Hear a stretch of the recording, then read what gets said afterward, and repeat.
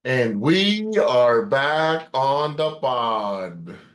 So, welcome back to the pod, guys. It is episode 11.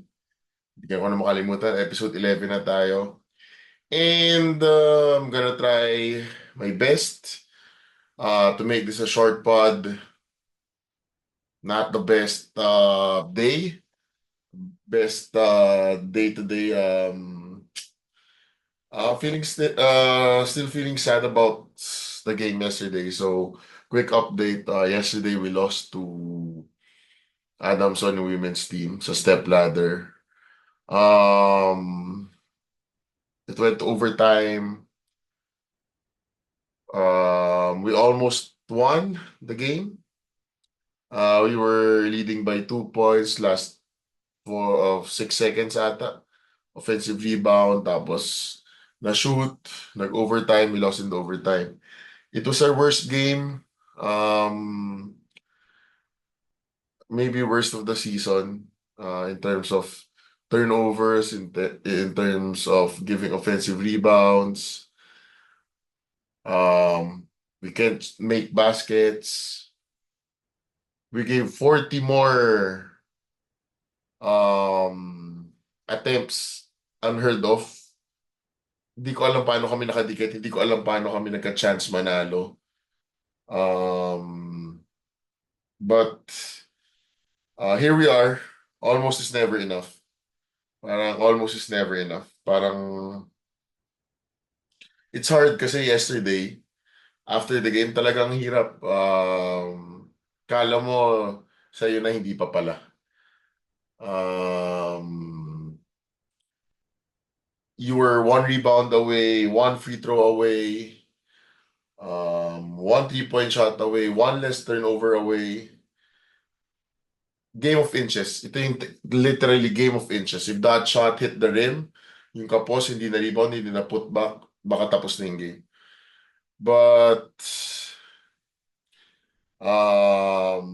this episode siguro, I want to talk about, like I mentioned, what happened yesterday, na almost is never enough in basketball, in life, or in wherever. I think the hardest part is almost getting what you want, pero at the end not getting it at all. Um, I know when we do something, parang no regrets, give it all whether you make it or not. Pero sobrang mas masakit kapag nandun ka na tas hindi mo nakuha. 'Di ba? Kasi when you put your 100%, your full effort, talagang ramdam mo yung sakit, 'di ba? Ramdam mo yung pagod pag hindi mo nakuha. Um, Compared to hindi ka nag-try, parang wala rin nawala. Gets nyo ba? Ewan ko. Is it just me? Pero minsan parang mas madaling makaget over in basketball kunwari. Yung tambak ka, talo ka by 16 points. Tapos na yung season nyo. Rather than lamang ka ng 2 points before overtime, you were just a rebound away, tapos nasutan ka, tapos natalo ka pa. Parang mas masakit yun, di ba? Yung ganong bagay. Kunwari ito, parang medyo mas kunwari may akong gustong girl or vice versa. Parang mas okay na yung kunwari in terms now na nag-DM ka, nag-message ka, tapos never ka ni-replyan. Kaysa sa yung nag-DM ka, nagre-reply, nagkakilala kayo, tapos lumabas kayo, tapos nag-date, tapos in the end, wala rin nangyari or parang bigla kang ginost ko or something, di ba? Mas okay na yung never na lang nag-reply in the first place eh. Kaysa yung nakilala mo hanggang dulo tapos wala lang. Parang mas mahirap maka-move on, maka-let go nung ganun. So, yes, this is a basketball yung topic ko. Pero let's go into yung mga friends at fans nating matagal lang hinihintay yung podcast ko about yung mga ganitong love life tsaka hugot. Um, as you all know, tayo ay soldier of love. So marami tayong mga ganyang mga topics na gustong pag-usapan.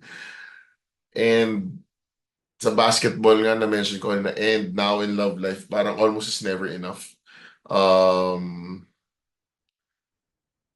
Naka-experience na ba kayo nung minention ko kanina na parang kala nyo ayun na pero hindi pa pala or mag-iba pala kayo ng views? Diba? Parang I'm listening to a lot of podcasts. Going home, usually, ito yung gawain ko eh. Going home from work, um, I listen to podcast na medyo entertainment side, entertaining na yung may either nakakatawa na conversation or parang yung may mga nag-uusap para feeling ko nasa kasama ako sa conversation. Tapos mas hindi boring yung traffic. Um, pinapakinggan ko yung podcast nila sa YG, Lecheng Pag-ibig To, tsaka ang walang kwentang podcast nila Direk Tonet Jadaone.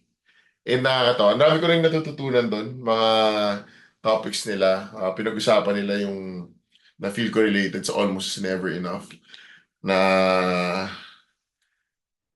minsan nga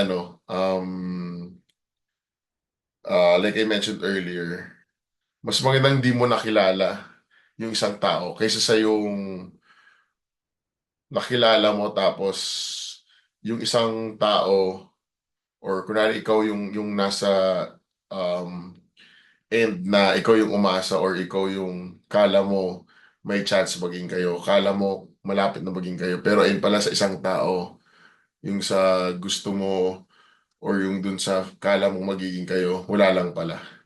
Parang ayun yung pinakamahirap or pinakamasakit na kasi naalala ko yung topic eh. I think it's kayo sa MyG to eh. Yung sinabi nila na nung inask na ni Guy, si girl, parang never naman sila on the same page. Parang si Guy lang, sinasabi ni Guy, kinukwento niya ata doon sa letter na we were dating or going out, ganyan, kala ko kami na. Tapos nung inask niya finally, after a few months of dating, hindi pala same page yung girl. Friend lang yung tingin, na friend zone si Guy. So, yung feeling na almost is never enough, di ba? Medyo pinaasa ka. Or kung hindi ka man pinaasa, umasa ka. Hand in hand yan. Either pinaasa ka or umasa ka. Somewhere down the road, kung hindi ka man niya pinaasa, unconsciously pinapaasa ka niya siguro. I think most of us alam both sides na like when a guy messages a girl or siguro ngayon yung mga sa panahon ngayon nagsaslide ng DM. Sometimes, not all the time, kailangan kilalanin niyo yung tao. Minsan may intention yan. Um, Unless lang kilala niyo yung guy or yung girl na talagang friendly, talagang talkative. Pero pag kayo random or hindi naman talaga kayo nag-usap or wala naman kayong normal conversation tapos nagsaslide tapos tinatry mo kayo pagkwentuhan, alam mong may pakay. And usually, sabi ng friends ko na girls, alam naman nila yun. And minsan, sinasakyan naman nila sa start. Um, pero yun, ibang topic na yung ito. Pero yung almost is never enough. Ayun nga, yung mga ganong bagay na di ko alam kung dahil ba dapat sigurista tayo para hindi tayo umasa. Yung talagang yung feelings mo or yung whatever you're thinking, dapat maging kayo na bago ka matuwa or dapat yung thought na yun na sobrang saya or sobrang ay kami na dapat official bago talaga maging kayo para hindi ka umasa. Um, so open-ended question naman parate. Parang it could go both ways. May mga taong mabilis talagang umasa kahit high pa lang, konting usap pa lang, parang feeling nila meron na, di ba? Tapos meron namang mga taong alam mong sasakyan at sasakyan ka parang papaasahin ka whether you're a boy or a girl. Kahit alam mong hindi ka gusto. ito yung totoong kwento sa akin, yung mga kong friends na girl. Oops, sorry. Yung iba raw na girl, I feel ko pati guys eh. Lalo na yung mga maraming um, siguro yung mga gwaping na guys na maraming girls na nagme-message. Um, yung iba gusto lang talaga ng attention. And parang mayroon naman kasi silang karapatan mukha ka mo ng attention. Dahil marami nagme-message. Di ba? Hindi ka na makaka-message kung wala hindi ka na makakuha ng attention kung wala nagme-message sa'yo. Um, so yung iba raw, parang nakaka-boost ng ego nila pagka ganun. Yung marami nag-message tapos reply kahit wala namang ano dahil bored sila that time. Tapos, and multiple, like, iba-ibang tao talaga yung kausap. Nang matatagal ah. Um, so yun, siguro iba, malakas yung emotional fortitude, mental fortitude na hindi na a-attach, hindi umaasa, kayang laruin yung ganun. But not all.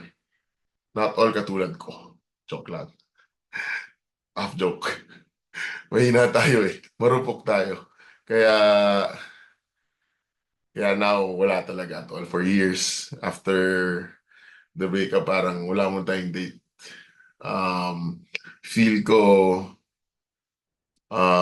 in my mind, marami nagtatanong sa akin eh, bakit parang I don't go out, ganyan-ganyan, I don't date. Number one, talagang yung time.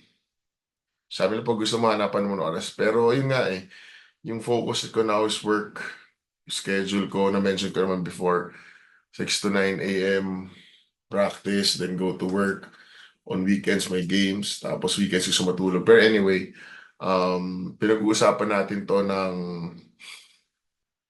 um, personally, um,